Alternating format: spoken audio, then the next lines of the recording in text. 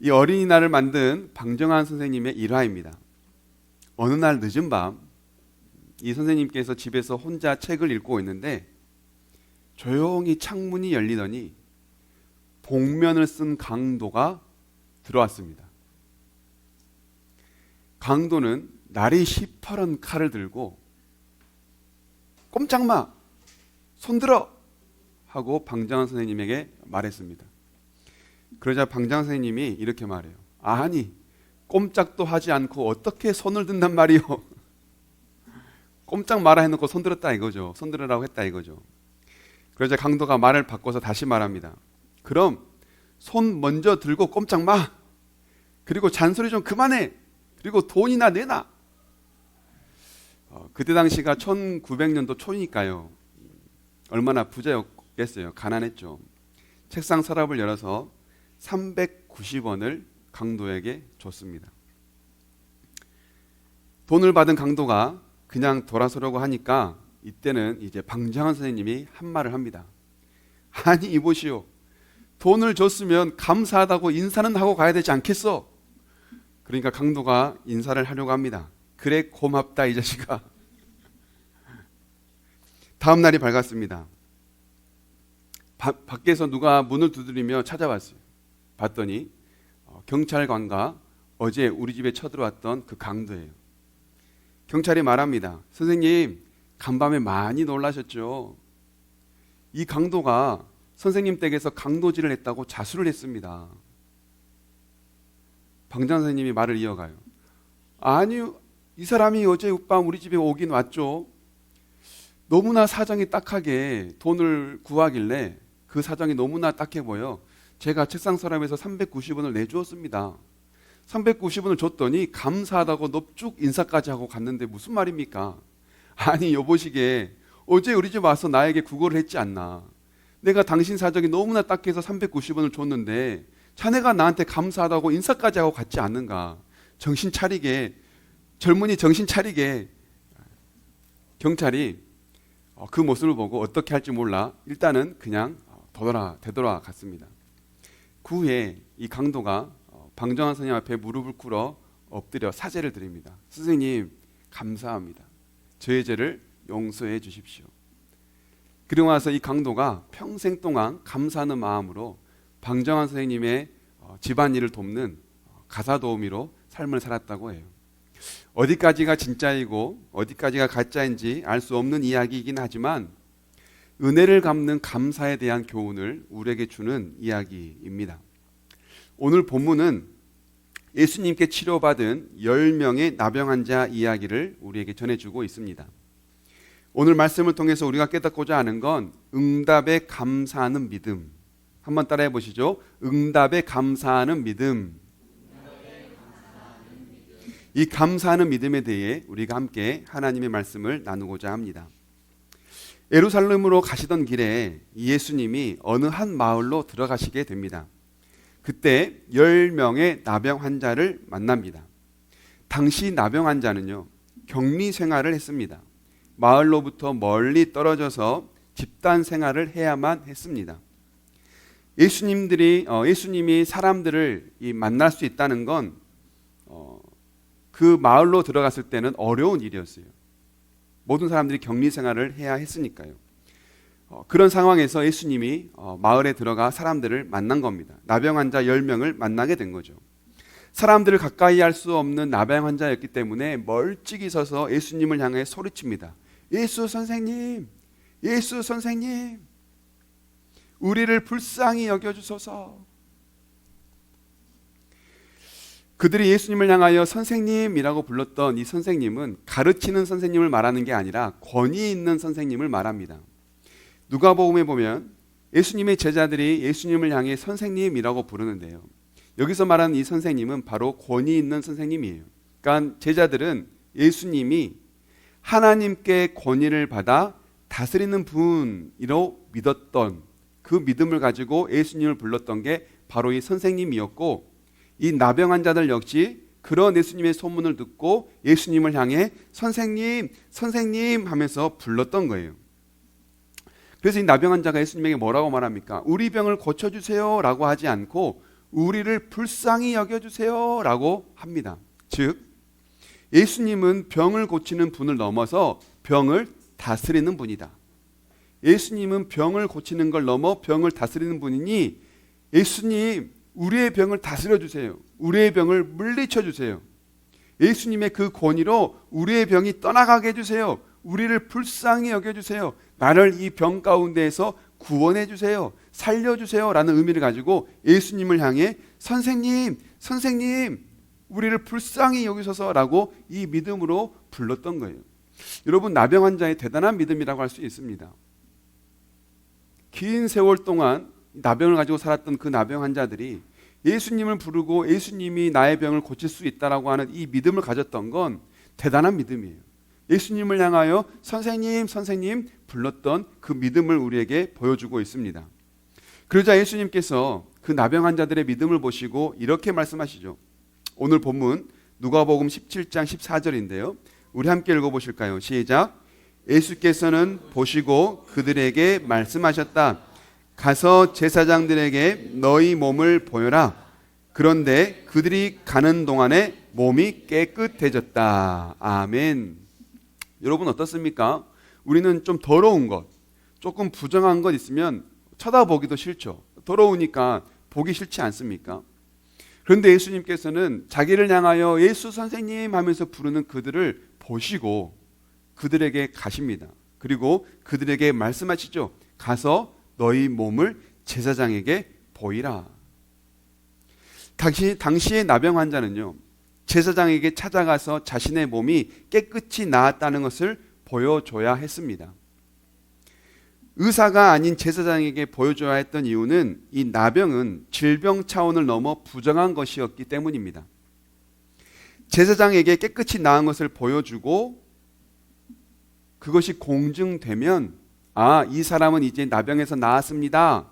부정한 사람이 아니라 이제는 정한 사람이 되었습니다. 라고 공증이 되면 정결 예식을 통해 정결해지고 이제 고향과 가정으로 돌아갈 수 있었던 거예요. 그래서 예수님께서는 가서 너의 몸을 제사장에게 보여라 라고 말씀하셨던 겁니다.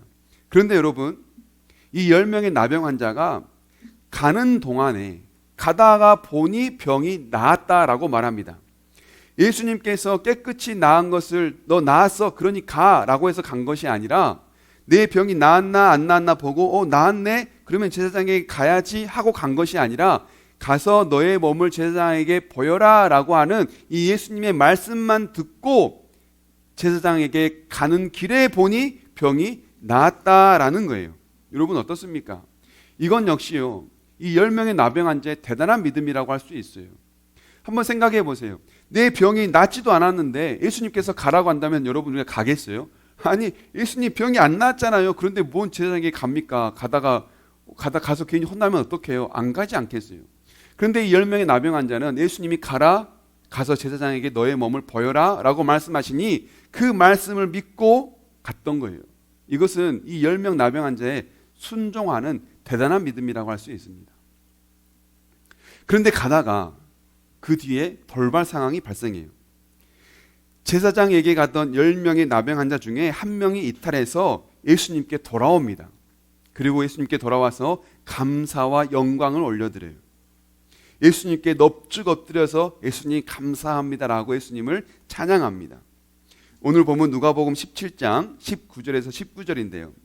그 자기를 찾아와 엎드리는 나병 환자를 보고 예수님께서 하신 말씀이에요. 함께 읽어보실까요? 시작. 그래서 예수께서 말씀하셨다. 10사람이 깨끗해지지 않았느냐? 그런데 9사람은 어디에 있느냐? 하나님께 영광을 돌리러 되돌아온 사람은 이 이방 사람 한 명밖에 없느냐? 그런 다음에 그에게 말씀하셨다. 일어나서 가거라. 내 믿음이 너를 구원하였다. 아멘. 10명이 다 나음 받았어요. 그런데 돌아와서 예수님께 감사해요 라고 말한 사람은 단 한 명뿐입니다. 여러분 이 9은 다 어디로 갔을까요? 우리 같으면 이 상황에서 제사장에게 먼저 가겠습니까? 아니면 예수님께 돌아와서 감사 인사를 먼저 하겠습니까? 한번 생각해 보세요. 수년을 부정한 자로 살았습니다. 사회에서 격리되고 가족과 헤어져 살았습니다. 산 것이 아닙니다. 나병 환자는요, 사실 산 게 아니라 죽은 자나 별 다름없는 상황입니다. 그런데 이제 그 지긋지긋한 나병이 깨끗이 나았습니다. 이제 가족으로 돌아갈 수 있게 됐어요. 정상인이 됐어요. 제사장에게 내 나병이 깨끗이 나았다는 것을 보여주고 공증만 받아내기만 하면 자유의 몸이 됩니다. 그러면 여러분 어디 먼저 가겠어요? 예수님에게 먼저 가겠어요? 아니면 내 깨끗이 나았다는 걸 공증받을 수 있는 제사장에게 먼저 가겠어요? 대부분은 제사장에게 먼저 갈 겁니다. 그런데 그런 상황 속에서 이 사마리아인은 가던 길에 돌아와 예수님께 먼저 감사했던 거예요. 그리고 예수님께 영광과 경배를 드리며 감사를 드린 겁니다. 그러자 예수님께서 그 나병 환자 한 명에게 이렇게 말씀하시죠. 내 믿음이 너를 구원했다. 그러니 이제 가라. 여러분, 예수님을 권위자로 믿고 예수님, 예수 선생님 내 병을 고쳐주세요. 나를 불쌍히 여겨주세요 라고 예수님을 믿음으로 부르짖은 것도 대단한 믿음이에요. 그렇죠? 그리고 병이 낫기도 전에 가서 너의 몸을 제사장에게 보여라 라는 말씀만 듣고 병이 나았는지 안 나았는지도 확인하지 않은 채 가다가 보니 내 병이 나은 것, 이것도요, 가라고 하니 간 순종하는 대단한 믿음이라고 할 수 있습니다. 그런데 오늘 본문에 보니 나중에 구원받은 사람의 믿음, 구원받은 사람은 누굽니까? 마지막에 구원을 받아 그 믿음을 인정받은 사람은 누굽니까? 돌아와 하나님께 영광을 돌리며 감사한 사람이었어요. 예수님을 선생님이라고 부른 것도 대단한 믿음이고 순종하여 간 것도 대단한 믿음이지만 돌아와 하나님께 영광 돌리며 감사한 이 믿음이야말로 구원을 이룬 온전한 믿음이라고 할 수 있다는 겁니다. 그렇다면 여러분, 우리는 이 믿음 가운데 어떤 믿음에 머물러 있습니까? 예수님을 권위자로 믿는 믿음입니까? 물론 이것도 대단한 믿음이에요. 그리고 예수님 말씀에 온전히 순종함으로 나아가는 순종하는 믿음에 머물러 있습니까? 아니면 예수님을 권위자로 믿는 믿음 그 이상, 예수님의 말씀에 순종하는 그 이상 예수님께 감사하며 나아가는 감사의 믿음으로 나와 있습니까? 우리의 믿음을 고민해보고 생각해봐야 됩니다. 저는 이 본문을 묵상하면서 성경의 두 인물을 떠올렸습니다. 바로 이스라엘의 왕이었던 사울과 다윗입니다. 사사시대가 지나고 이스라엘은 하나님께 왕을 달라고 기도해요. 하나님, 우리에게도 왕 좀 주십시오.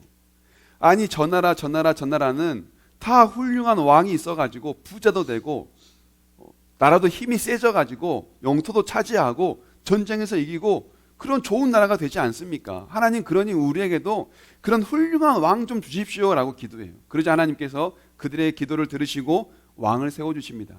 그때 세워주신 첫 번째 왕이 바로 사울이에요.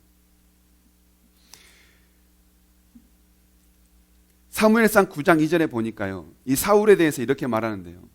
사울은 키도 크고 잘생긴 사람이었다라고 말하면서 이스라엘 중에 그보다 잘생긴 사람이 없었더라 라고 말해요. 키는 보통 사람보다 어깨 위만큼 더 컸다라고 말합니다. 그러니까 외모적으로 봤을 때 대단한 왕답게 생긴 사람이었다라는 거예요. 하나님은 이 선지자 사울에게 기름을 부어 그를 왕으로 세워라라고 명령하세요. 사무엘이 그 사울에게 기름을 부어 그를 왕으로 세웁니다. 왕을 세우는데 선지자가 기름을 부어 왕으로 세웠다라고 하는 거 뭘 의미할까요? 왕 위에 누가 있다는 거예요?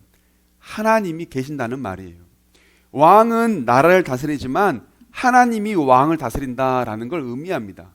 그래서 이 나라를 다스리는 왕은 나를 다스리는 분이 하나님이지, 나의 위에 하나님이 계시지 내 마음대로 할 것이 없지라는 이 마음을 가지고 늘 살아야 했어요. 그런데 이 사울이 그 사실을 잊어버려요. 나를 왕으로 세워주신 하나님을 잊어버립니다. 대표적 예가 있는데요. 고대 전쟁은 사람의 전쟁이 아니라 신들의 전쟁입니다. 그래서 전쟁을 앞두고는 자기 나라들이 믿는 신들을 향해 제사와 경배를 드렸습니다. 이스라엘 역시 하나님께 예배를 드려야 했죠. 그런데 예배를 집례할 수 있는 이 사무엘이 일주일이 지나도 찾아오지 않는 거예요. 지금 예배를 드려야 되는, 제사를 드려야 되는, 전쟁을 앞두고 있는 그 전장에 사무엘이 찾아오지 않는 거예요. 그게 일주일이 지났어요. 왕의 입장에서는 불안감이 커지지 않겠습니까? 지금 수적 열세도 밀리고 있는 상황인데 하나님께 제사마저 못한다면 전쟁에 질 것이라는 두려움 때문에 마음이 더 불안해지기 시작해요. 결국 이 집례는 제사장만이, 선지자만이 할 수 있었는데 왕이 자기의 권위를 가지고 부하들에게 제물을 잡아와라, 제사를 드리자 하고 제물을 잡아와 그것으로 제사를 드리고 맙니다. 이것은 하나님 앞에 무례하고 망령된 행동이에요. 그런데 생각해 보세요. 지금 이 사울이 어떤 마음으로 제사를 드렸나요? 하나님께 감사함으로 제사를 드렸나요? 아니면 전쟁을 앞두고 나의 불안함을 없애기 위해 제사를 드렸나요? 자기가 불안해지니까 이 불안함을 없애고자 제사를 드렸단 말이에요. 이것은 하나님을 망령되게 여기고 하나님을 무시하고 하나님을 없이 여긴 행동이었습니다. 결국 그 전장을 찾아온 사무엘에게 책망을 당하고 질책을 당하죠. 그런데 이것만이 아니에요. 이 일이 있은 후에 이스라엘이 아말렉과 전쟁을 벌이게 됩니다. 이 전쟁의 미션은 딱 하나예요. 하나님이 주신 미션은 바로 딱 하나였는데 그게 바로 진멸 미션입니다. 모두 다 진멸해라. 그런데 이 사울이 그 전쟁에 나가 아말렉 왕을 살려줍니다. 그런데 왕만 살려준 게 아니라 그 아말렉에 있는 보기 좋은 튼실한 짐승들을 살려줘요. 그 이유가 뭔지 아세요? 이 짐승들로 하나님께 제사를 드리려고 했다는 게 그 이유입니다. 여러분 굉장히 똑똑하죠. 우리가 봤을 땐 잘한 일입니다. 얼마나 기특해요. 하나님께 드리려고 좋은 짐승들을 남겨놨대요. 왕도 살려줬대요. 얼마나 착하고 선해요. 이렇게 우리는 생각할 수 있지만, 그를 보고 기특하다, 똑똑하다라고 말할 수 있지만 하나님의 입장에서는 딱 한마디입니다. 뭡니까? 불순종. 하나님은 결국 자기를 망령되게 여겨 자기 마음대로 제사를 드리고 하나님의 말씀에 순종하지 않고 불순종한 그 사울을 왕의 자리에서 폐위시키고 맙니다. 여러분, 사울은 왜 이렇게 했을까요? 뭐 때문에 이렇게 했겠습니까? 나는 왕이 됐으니 이제 다 이루었다. 내가 소원하는 왕이 됐으니 나는 끝까지 갔다. 하나님께 택함을 받고 왕이 됐음에도 불구하고 내가 왕이다 라고 하는, 난 다 이루었다라고 하는 그 교만한 생각 때문에 하나님의 은혜를 잊어버린 거 아니에요? 하나님의 은혜를 잊어버리고 자기 마음대로 이젠 내 세상이야 라고 착각하고 그냥 하나님을 떠나버린 것 아니겠습니까? 여러분, 이 사울 왕을 생각해 보면 저는 또 예수님께 돌아오지 않은 이 9명을 생각하며 너무나 많은 부분이 닮았다라는 생각을 떠올렸어요. 본문으로 돌아가서요. 치료받았음에도 불구하고 예수님께 돌아와 감사하지 않았던 이 9명을 생각해 봅시다. 여러분, 그들은 왜 돌아오지 않았을까요? 자신의 그 평생의 질병이 깨끗이 나음을 받았음에도 불구하고 왜 예수님께 돌아와 감사의 인사를 드리지 못했을까요? 응답만 중요하게 여기기 때문이에요. 하나님 위에 응답이 있었기 때문이에요. 응답만 받으면 끝이다라는 그런 잘못된 마음이 있었기 때문입니다. 쉽게 말해 응답받기 위해 예수님을 믿었기 때문이에요. 예수님 위에 기도 응답이 있었던 겁니다. 응답 받았으니 이제 끝, 바이바이. 예수님을 떠나버린 거예요. 소원을 이루었으니 더 이상 예수님을 믿을 이유가 없어진 거죠. 병이 나았으니 제일 중요한 건 감사가 아니라 이 병을 공증받아 자유의 몸이 되는 게 가장 중요한 일이었어요. 예수님의 은혜를 잊어버리고 그렇게 예수님을 떠나버리고 만 겁니다. 결국 감사를 잊고 감사를 놓치고 만 거죠. 여러분, 우리가 어떤 소원을 놓고 기도할 때 반드시 알아야 할 것은 기도 응답보다 하나님이 중요하다는 사실입니다.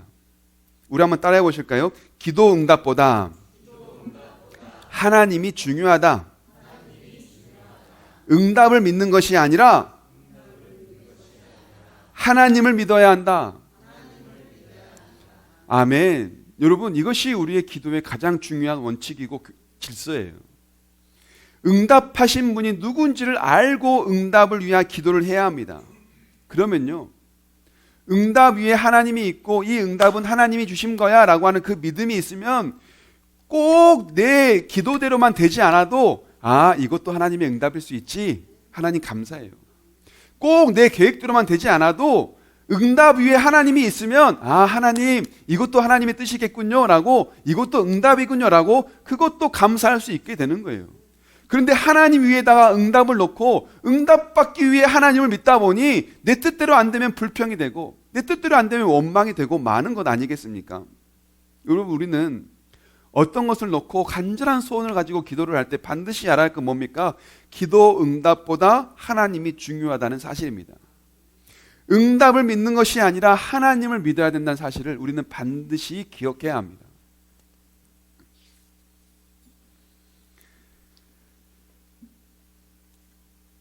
하나님보다 응답을 믿으면 응답받고 나서 하나님을 떠나는 경우가 많아요. 저는 그런 경우 정말 많이 봤습니다. 병을 가지고 왔어요. 그런데 병을 가지고 왔는데 기도를 받고 치료가 됐어요. 얼마나 감사하고 좋아요. 그런데요, 치료되니까 하나님을 떠나버려요. 병이 나으니까 하나님을 떠나버려요. 이 사람에게 하나님은요, 병을 낫기 위한 하나의 도구였던 거예요. 남들은 병원 갈 때 그냥 자기는 교회에 와서 기도를 했던 거죠. 병이 나아달라고. 그렇게 병이 나으니까 하나님을 떠나는 경우 저 정말 많이 봤습니다. 여러분, 응답 위에 하나님이 계시지 않고 응답받고 싶어서 하나님을 믿다 보면 응답되었을 때 그렇게 하나님을 떠나는 경우가 정말 많습니다. 그런 여러분, 우리는 반드시 기억해야 돼요. 응답 위에 하나님이 계신다. 응답보다 하나님이 더 중요하다라는 사실을 기억해야만 합니다. 이에 반해서 은혜에 감사했던 다윗이 나옵니다. 사울은 외모가 어땠다고 했죠? 키도 크고 얼굴도 잘생겼다. 누가 봐도 왕처럼 생겼다라고 말했어요. 그런데 다윗은요, 한 집안에 그냥 목자였어요. 목동이었어요. 늘 형들에게 밀려서 말제의 삶을 살았던 게 이 다윗의 삶이었습니다. 그런데 하나님께서 그 다윗을 선택해서 그를 왕으로 세워주세요. 그런데 그렇게 왕이 된 다윗에게 하루는 고민이 생겼습니다. 내가 사는 왕궁은 이렇게 화려하고 좋은데 하나님이 사시는 저 성전은 저렇게 성막 천대기로 만들어져 있으니 너무나 마음이 아프다. 하나님이 계시는 이 성막을 어떻게 하면 멋지고 화려하게 지을 수 있을까 하는 그 고민이 생깁니다. 그래서 그 고민을 선지자 나단에게 털어놔요. 이보시게, 내가 사는 집은 이렇게 좋은데 하나님의 성전은 저렇게 초라해 보이니 마음이 너무 아프네. 우리 하나님이 원하시고 기뻐하실 만한 화려한 성전을 짓세. 나단 선지자가 좋습니다. 왕이시여, 왕의 뜻대로 다 하시죠. 그런데 그날 밤 하나님께서 나단 선지자에게 나타나세요.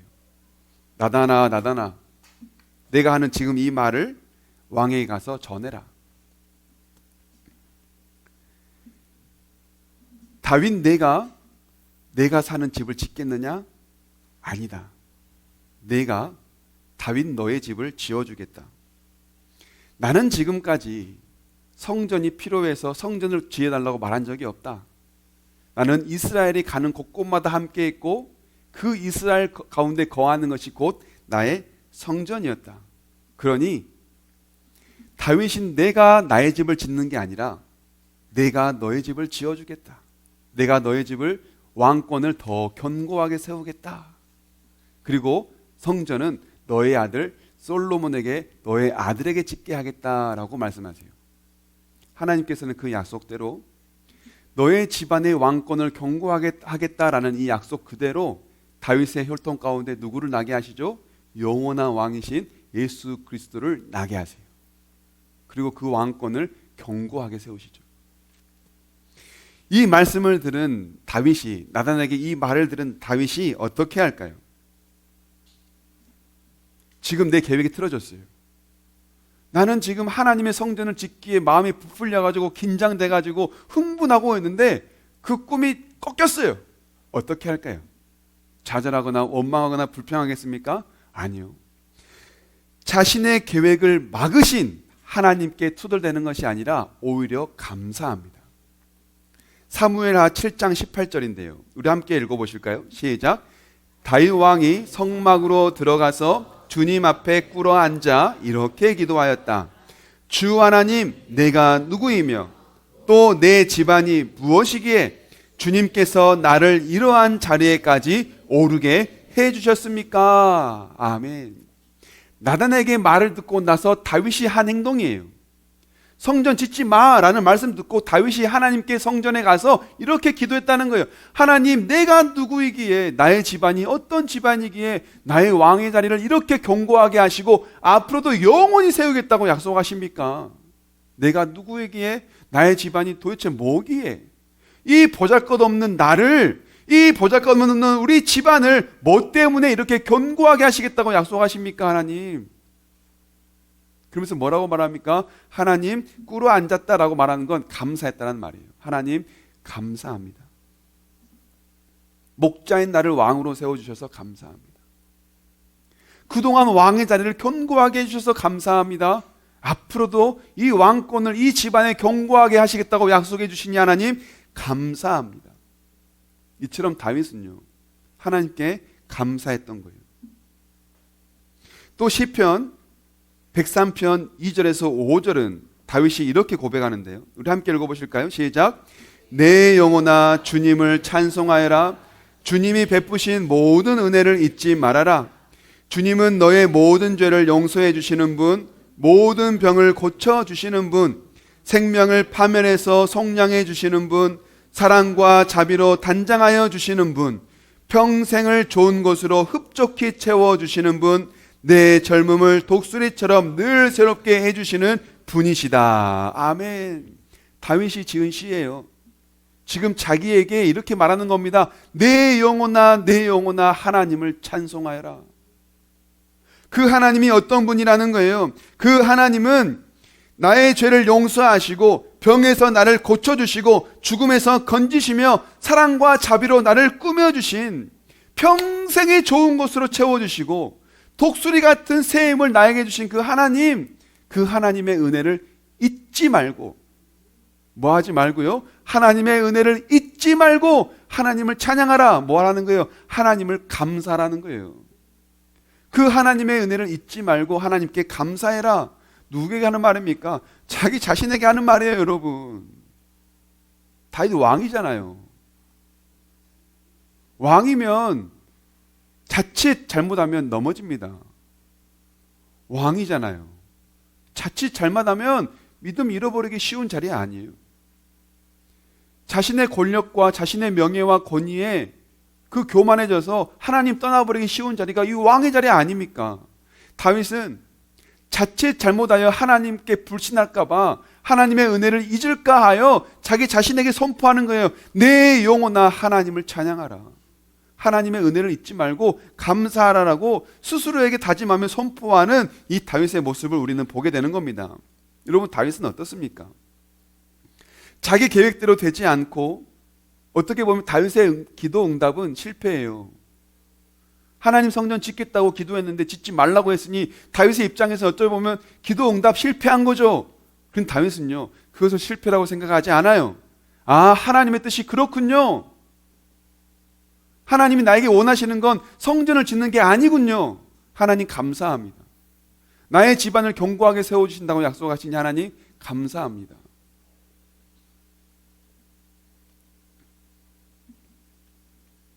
다윗은 자기 계획보다 하나님의 뜻을 더 중요하게 여겼어요.